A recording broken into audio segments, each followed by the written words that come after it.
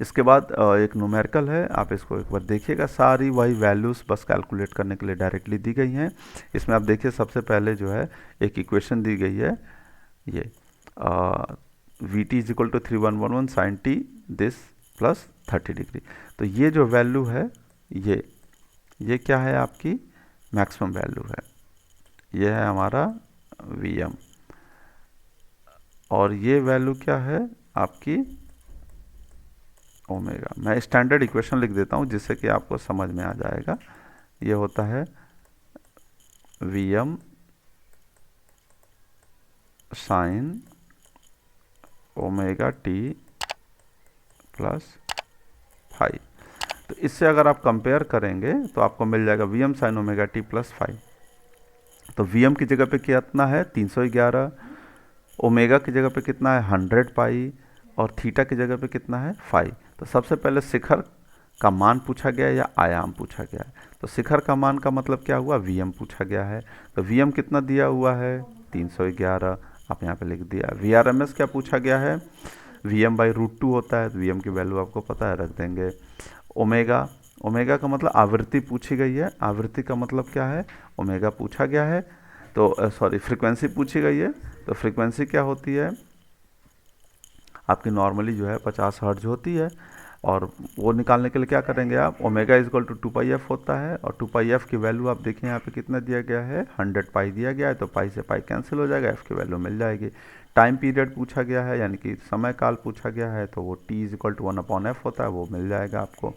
ऐसे सारी value, average value v m upon pi, v m की वैल्यू दी गई है, वो लिख लेंगे।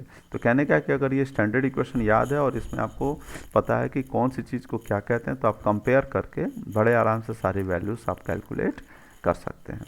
और यहाँ पे ध्यान रखिएगा, ये जो फाई है इसको फेज बोलते हैं, जो कि यहाँ पे पूछा गया है एच में, वो कितना दिया गया है 30 डिग्री दिया गया है। और यहाँ पे देखिए इंस्टेंटेनियस वैल्यूज भी आपसे पूछी गई हैं। तो instantaneous value t equal to 6 millisecond. तो आपको क्या करना है, इस इक्वेशन में टी की वैल्यू 6 मिली सेकेंड, 6 मिली सेकेंड का मतलब है 6 इंटू 10⁻³ रखना है। नीचे आपको कैलकुलेशन मिल जाएगा, अब देखिए यहाँ पर रखा गया, तो 6 इंटू 10⁻³ सेकेंड, तो वो वैल्यू मिल जाएगी। फिर वैसे ही अगला वैल्यू हमको निकालना है तो 1 बाई 1 धीरे धीरे हमको सारी वैल्यूज मिल जाएंगी। जैसे t equal to 10 millisecond, t equal to 12 millisecond, सबकी वैल्यू मिल जाएगी। इसके बाद आता है फेज़ और फेज़ डिफरेंस के बारे में बात करेंगे। तो फेज़ और फेज़ डिफरेंस की जब भी बात करेंगे तो डिफरेंस आ गया ना, तो डिफरेंस का मतलब है कि ज़रूर कोई ना कोई दो चीज़ें हैं। तो दो चीज़ें हैं, और ये तभी पॉसिबल होता है जब हमारी जो दो इक्वेशन होगी साइन वेव की, वो आपकी फ्रीक्वेंसी उसकी सेम होगी, तभी हम ऐसी बात कर सकते हैं। तो अभी इसमें आप देखिए, तो यहाँ पे दो फ्रीक्वेंसी, ये तो पढ़ने के लिए है। अभी आपको यहाँ पे दो इक्वेशंस ली गई हैं। यहाँ पे देखिए Vm1 साइन ओमेगा टी और Vm1 M2 sign omega T minus 5। तो ये क्या है, सी ओमेगा टी 5 है। तो यहाँ पर आप देखिए, तो ये पहली इक्वेशन बनाई गई है। अब इसमें यहाँ पर आपकी ओमेगा टी, इसमें यहाँ पे आप देखेंगे तो यहाँ पे सिर्फ मैग्नीट्यूड चेंज है। अगर मैं इनकी इक्वेशन ऊपर नहीं लिखी है शायद, मैं आपको यहाँ पे एक बार लिख देता हूँ। तो यहाँ पे होगी, इनकी इक्वेशन हो जाएगी v1 इज इक्वल टू, या a यहाँ पे लिखा गया, तो a इज इक्वल टू, यहाँ पे मैं लिख दे रहा हूँ, a इज इक्वल टू, ये हो जाएगा suppose Vm1 sign omega T, और b इज इक्वल टू क्या होगा इसका, देखिए तो दोनों में डिफरेंस बस इतना है, दोनों एक ही जगह से शुरू हुए, एक ही जगह पे ख़त्म हो रही हैं। डिफरेंस बस इतना है कि इनका मैग्नीट्यूड अलग अलग है। इसमें क्या हो जाएगा Vm2 साइन ओमेगा टी। तो ये दोनों बने, और इसको बोलते हैं फेजर डायग्राम। फेजर डायग्राम क्या होता है, इसमें हम किसी भी साइन वेव को एक सिंपली फेजर से रिप्रेजेंट कर सकते हैं। तो ये जो साइन वेव है, इसको जब रिप्रेजेंट करना होगा तो हमें क्या करना बनाएंगे, हमेशा रेफरेंस एक्स एक्सिस को रेफरेंस लेंगे और उसका एक वेक्टर बनाएंगे। और अगर यहाँ पे ऐसे सोच सकते हैं +0 डिग्री, तो पॉजिटिव एक्स एक्सिस 0 डिग्री पे माना जाता है, और उससे 0 डिग्री पे ही बनाना है। तो 0 डिग्री का मतलब उसके समांतर ही बना दिया जाएगा, और इसकी जो लंबाई होगी वो होगी हमेशा जो भी इक्वेशन है उसके मैक्सिमम वैल्यू के बराबर। तो वैसे ही हमें VM2 बनाना है, तो VM2 हम इस वेव फॉर्म के हिसाब से देख रहे हैं कि VM2 छोटा है।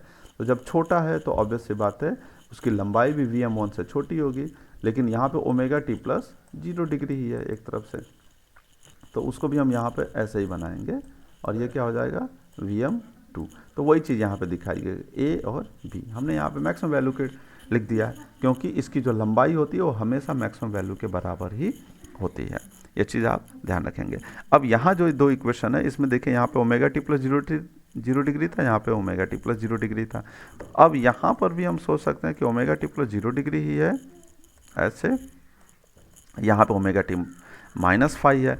तो अब आप यहाँ पे देखिए तो क्या होगा, 0 डिग्री पे A को बनाया गया और B को -5 में बनाया गया है। इधर नहीं बना सकते हैं क्योंकि इधर बनाएंगे तो वो आगे चला जाएगा, वो प्लस वाले साइन में होगा, यानी कि जब भी माइनस बनाना होगा तो हमेशा हम लोग जो भी यहाँ रेफरेंस है उससे नीचे की तरफ ऐसे करके बनाएंगे।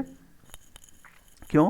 क्योंकि जो फेजर डायग्राम होता है वो हमेशा जो है वो क्लॉकवाइज में एंटी क्लॉकवाइज में ही रोटेट करता है, और एंटी क्लॉकवाइज में अगर रोटेट करता है तो हमको क्या मिलेगा, यहाँ पे अगर एंटी क्लॉकवाइज में रोटेट कर रहा है तो अगर हम इसको इधर बनाएंगे तो वो हमें लगेगा, अगर सपोज़ कोई सोचता है कि सर हम इसको इस तरफ बना दें B को, तो क्या होगा, तो B को जब इधर बनाएंगे तो आपको लगेगा कि ये आगे जा रहा है, क्योंकि रोटेट इसको इसी डायरेक्शन में ही करना है दोनों को एक साथ। तो जब ऐसा होगा तो दिक्कत हो जाएगी, जबकि यहाँ पे दिख रहा है कि ओमेगा टी -5 है, यानी कि पीछे चल रहा है।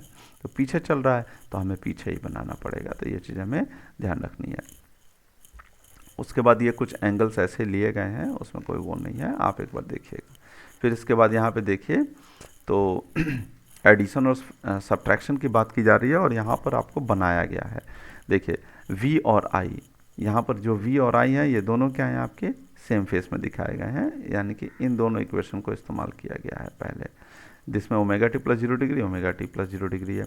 फिर इसको जब बनाया गया है तो आप देखिए +5 लिखा गया है, तो V यहाँ पे ही बनेगा, लेकिन I जो है वो +5 पर है, तो +5 है तो ये हमारा बन गया है I। फिर उसके बाद यहाँ जो बनाया गया है वो क्या है आपका, देखिए तो यहाँ पे V है और ये वाली I बनाई गई है, फिर I1। यहाँ पे कुछ अभी कन्फ्यूज़न है, लैगिंग के लिए है, तो मैं आपको यहाँ पे अलग से बना के दिखा रहा हूँ। हम यहाँ पे ले रहे हैं इन दो इक्वेशंस को, V और I, इन दोनों को ले रहे हैं, तो ये होगा हमारा V। क्यों? क्योंकि ये ओमेगा टी प्लस 0 डिग्री पर है और यहाँ पे -5 है, तो -5 कहाँ बनेगा, नीचे की तरफ बनेगा, कितने एंगल पे, 5 एंगल पे, और ये हो गया हमारा I। यहाँ पर क्या था, इसमें प्लस वाला लिया गया था, तो यहाँ पे वोल्टेज से करंट लीड कर रहा है तो इसलिए इसको लीडिंग फेस बोला गया है। यहाँ पे वोल्टेज से करंट लैग कर रहा है तो इसलिए इसको लैगिंग फेस बोला गया है।